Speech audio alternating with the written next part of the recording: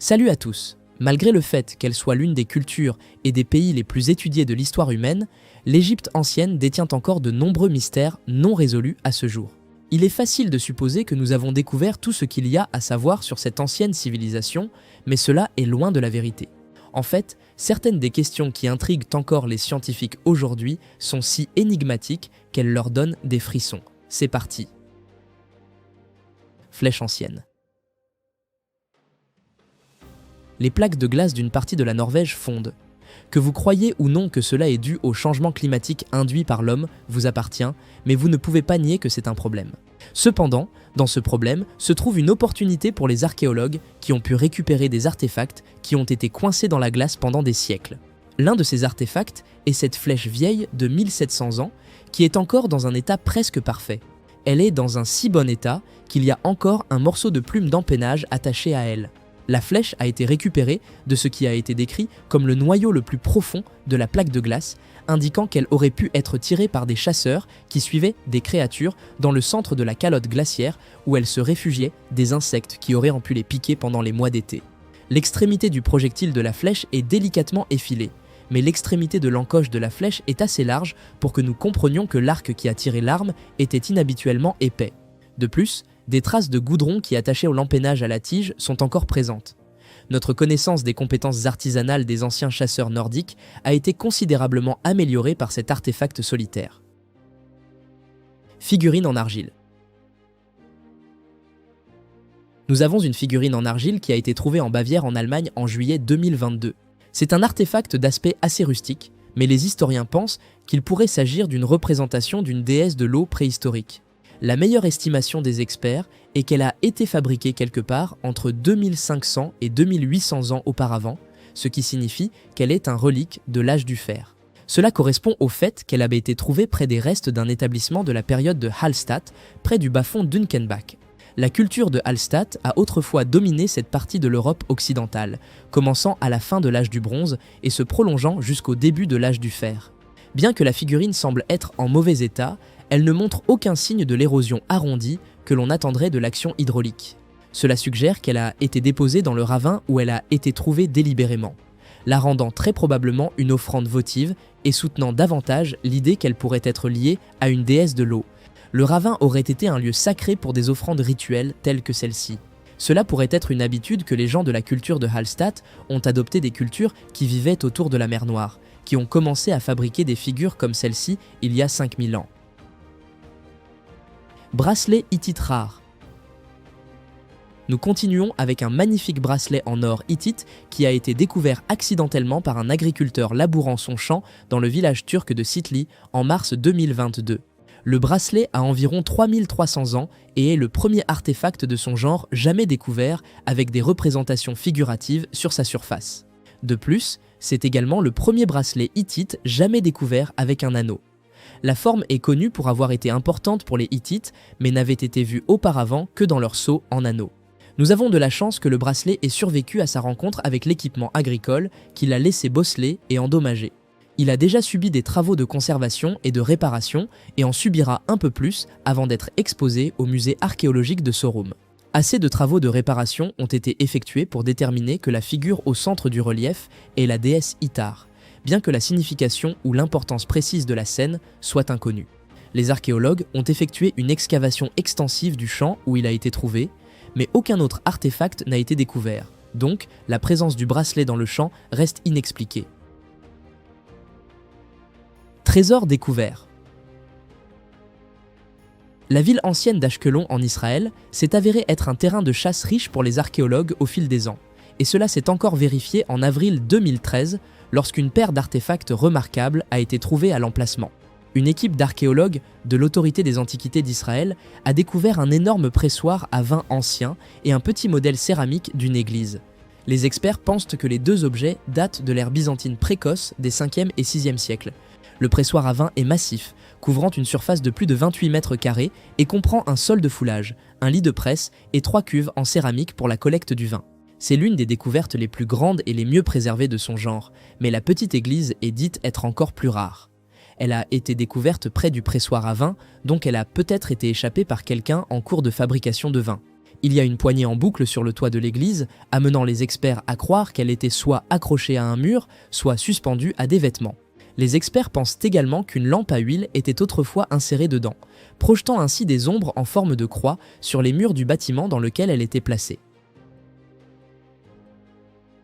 Sarcophage de Ptah Emouya.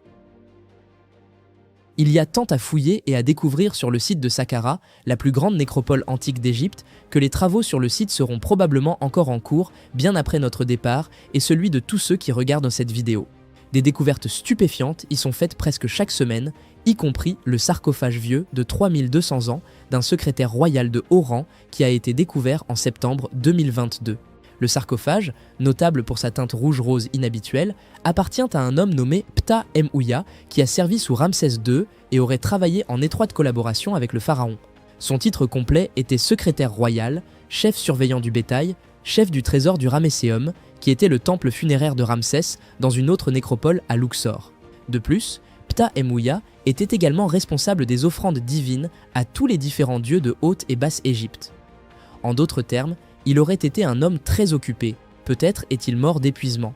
Le couvercle du sarcophage a été brisé à un certain moment dans le passé lointain, mais il est impossible de savoir si quelque chose a été volé au moment où il a été brisé. Statue de Sekhmet. Les Égyptiens étaient en avance sur tous leurs contemporains en matière d'art et d'artisanat. Pour le prouver, voici 27 statues régales anciennes de Sekhmet, la déesse égyptienne ancienne à tête de lion de la guerre. Les découvertes ont été faites sur le site du temple d'Amenhotep III, sur la rive ouest de Luxor. Chacune des statues est sculptée dans du granit noir, un matériau difficile à travailler qui a dû être choisi pour une raison spécifique, peut-être la durabilité. C'était un bon choix si tel était le cas, car les statues sont toujours avec nous des milliers d'années plus tard. La plupart des sculptures mesurent plus de 2 mètres de haut, bien qu'il y ait quelques-unes plus petites montrant la déesse assise sur un trône, tenant le symbole égyptien de la vie dans sa main gauche. Le temple est un site énorme, couvrant presque 300 000 mètres carrés. Pour mettre cela en contexte, c'est aussi grand que 30 terrains de football. Les archéologues pensent qu'il a été principalement détruit par un tremblement de terre il y a environ 3200 ans. Il reste encore beaucoup de travail de fouille à faire dans le temple, donc plus de statues, et d'autres artefacts pourraient encore être découverts. Peigne Davis. Le peigne décoré de rangées d'animaux sauvages, également connu sous le titre plus concis de peigne Davis, est un peigne finement sculpté en ivoire de la fin de la période Naqada III, datant d'environ 3200 à 3100 avant Jésus-Christ. Il illustre les hauts standards des artistes égyptiens, même avant l'Ancien Royaume. Le peigne est considéré comme ayant fait partie de l'équipement funéraire d'une personne de l'élite qui a vécu il y a environ 5200 ans. Bien que des parties des dents du peigne soient manquantes, la décoration détaillée suggère qu'il s'agissait d'un objet cérémoniel et pas seulement d'un accessoire pour les cheveux. Le peigne est orné d'animaux disposés en rangées horizontales des deux côtés, ce qui est une organisation spatiale qui deviendra familière dans l'art égyptien ultérieur. Ces animaux incluent des éléphants et des serpents, des oiseaux d'eau et une girafe, des hyènes et peut-être des sangliers.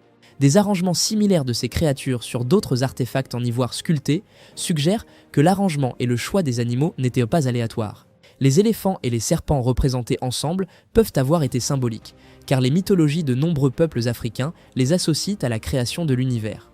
La rangée la plus haute du peigne peut symboliser une divinité créatrice à qui le reste des animaux doit leur existence.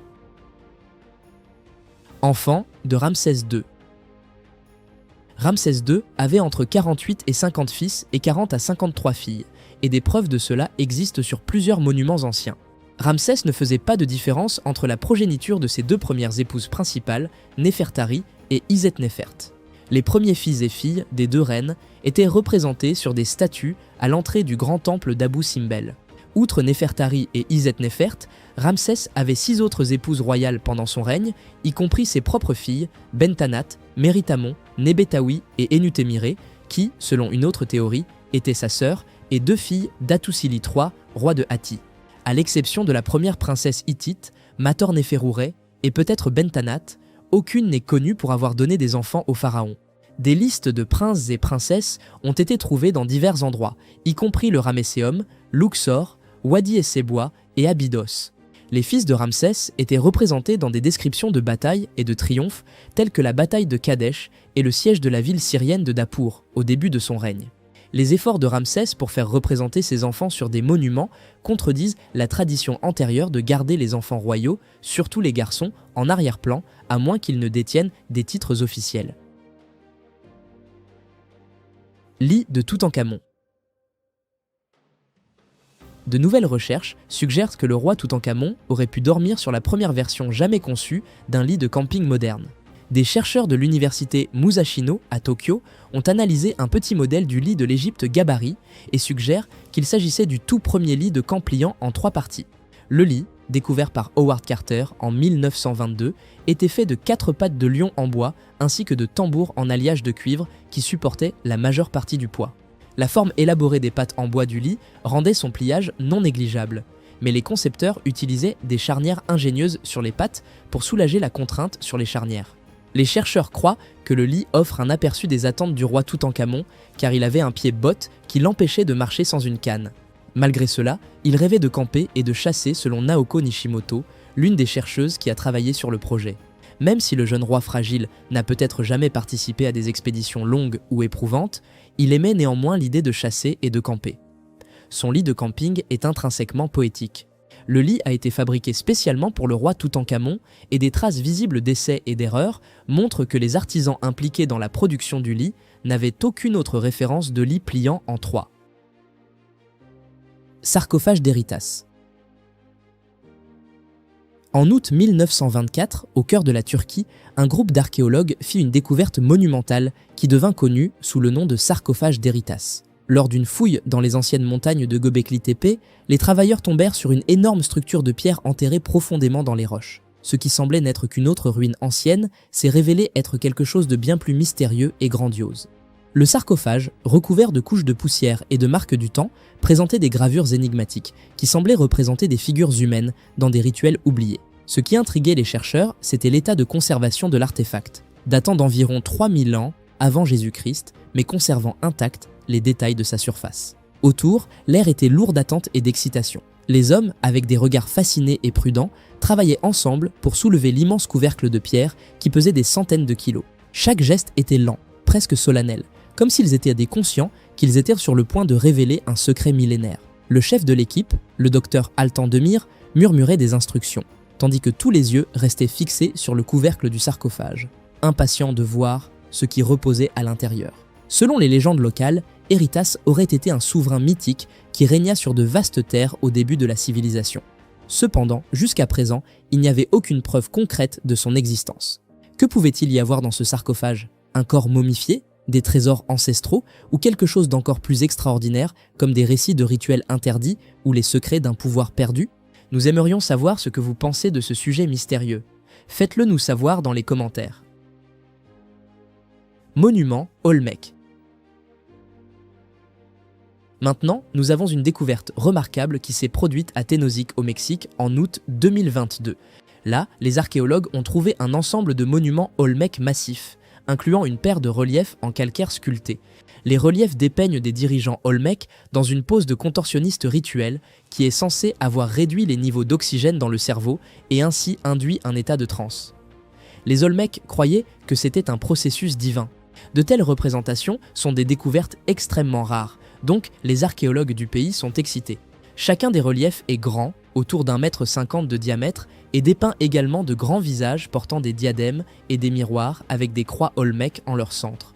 Il est très difficile de dire quel âge ont ces anciennes œuvres d'art, mais cette partie de Tenochtitlan, proche de la rivière Usumacinta, était un centre de population Olmec important pendant la période formative Olmec d'il y a environ 2900 ans. Les experts en art sud-américains anciens disent que le style des reliefs peut avoir été influencé par les Mayas primitifs, mais c'est une affirmation controversée pour laquelle il n'y a pas encore suffisamment de preuves pour l'étayer. Les Mayas sont finalement devenus dominants dans cette partie du pays il y a environ 2550 ans. Sol en mosaïque. Trouver une vieille mosaïque romaine en Italie pourrait ne pas sembler particulièrement rare ou invraisemblable au premier abord, mais attendez de savoir où celle-ci a été découverte. C'est le magnifique sol de ce qui aurait été une énorme villa romaine et il a été trouvé sous la boue et l'herbe d'un vignoble à Valpolicella, légèrement au nord de Vérone. La chose frustrante à propos de cette découverte est qu'elle aurait pu être faite il y a un siècle. Les archéologues ont noté la présence d'artefacts romains dans le vignoble en 1922, mais ont décidé qu'il n'y avait aucun intérêt à creuser davantage et ont laissé la scène telle qu'elle.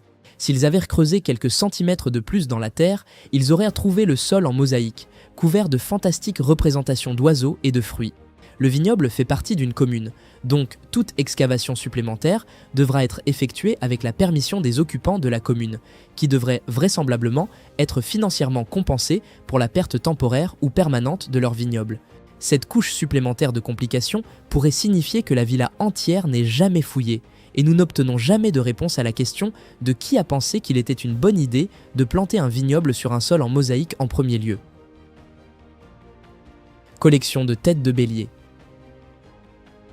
Lors d'une excavation début 2023 au temple de Ramsès II à Abydos, dans le sud de l'Égypte, une équipe de l'Institut pour l'étude du monde ancien de l'Université de New York a découvert au moins 2000 têtes de béliers momifiées datant de la période ptolémaïque, ainsi que divers autres restes d'animaux.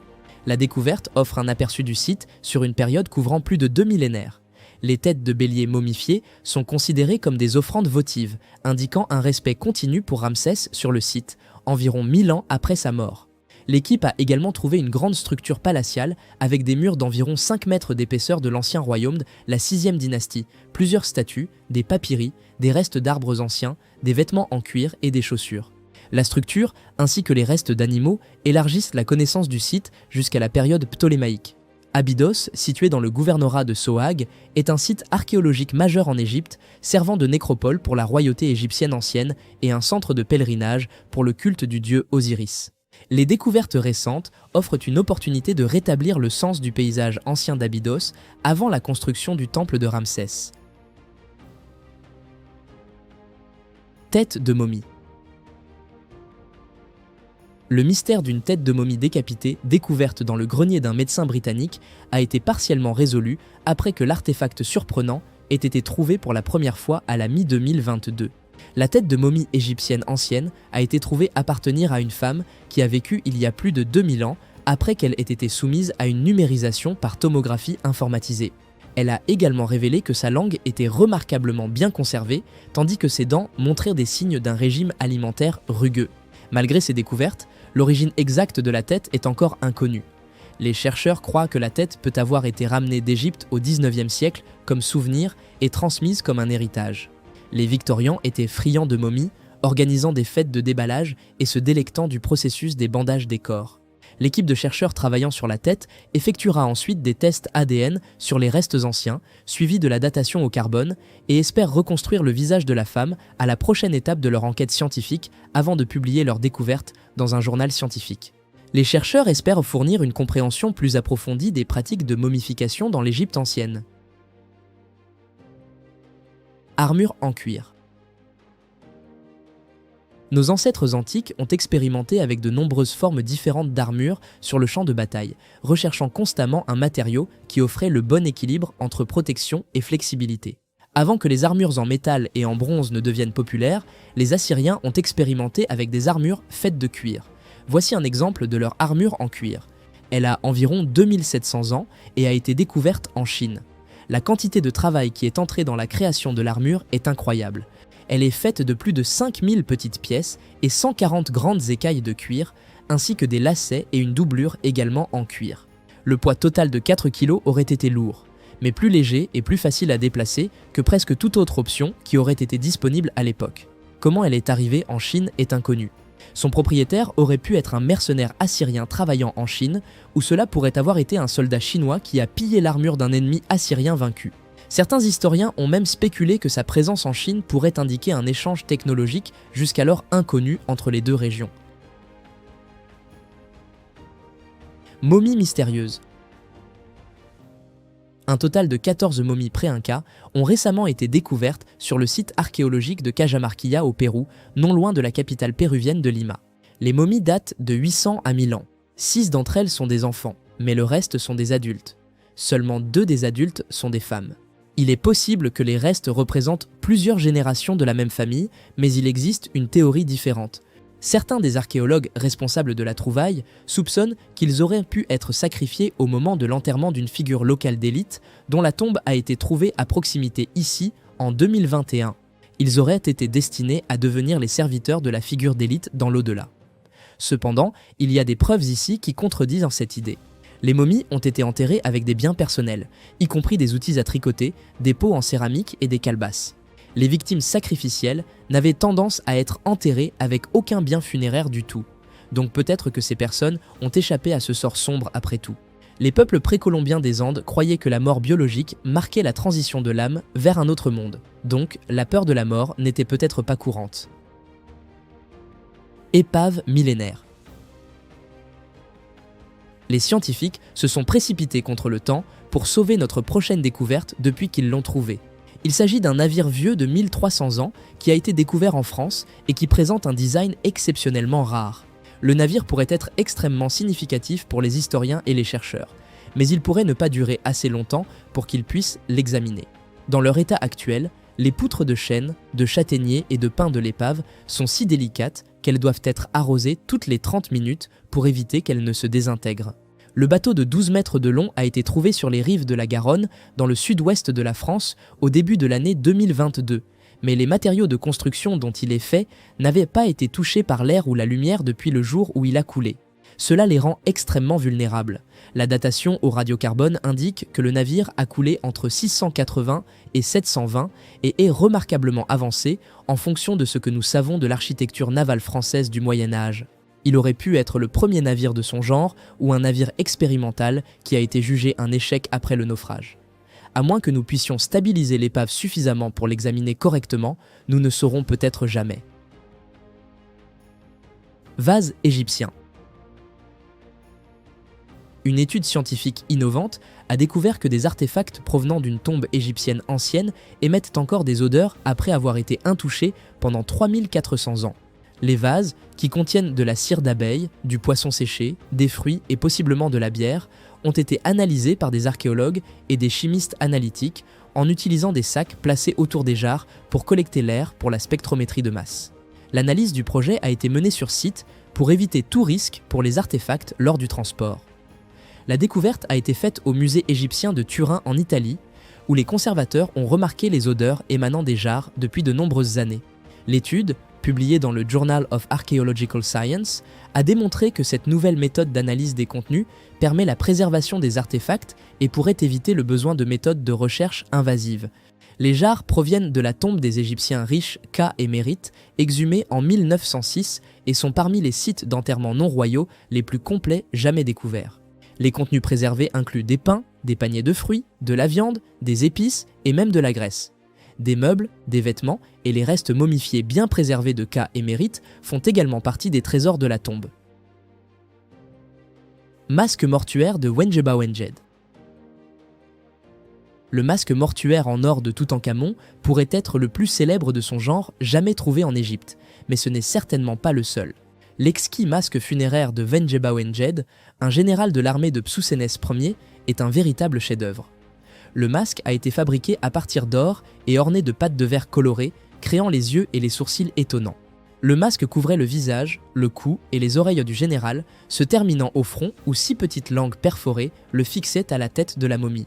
Les traits du visage de Wenjeba Wenjed sont méticuleusement détaillés, présentant une image idéalisée du général avec un léger sourire.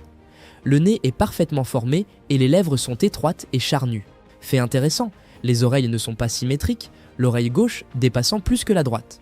La tombe du général, trouvée dans la nécropole royale de Tanis par Pierre Montet, contenait non seulement le masque doré, mais aussi de nombreux bijoux, y compris des pectoraux, des anneaux, des bracelets et des statuettes en or.